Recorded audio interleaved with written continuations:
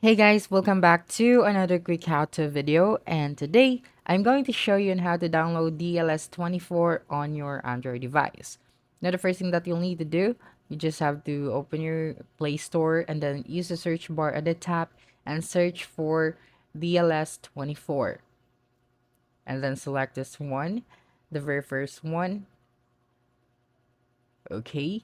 And then you just have to read all of the information that this application has, okay?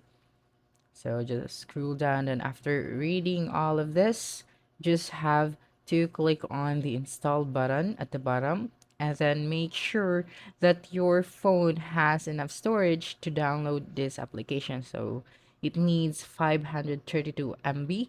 You just have to free up your phone storage. Okay, and just wait until the download is complete and then install this application and start playing. Okay, and that's a wrap. Don't forget to like, subscribe, and hit the notification bell for more quick how-to videos next time. Adios.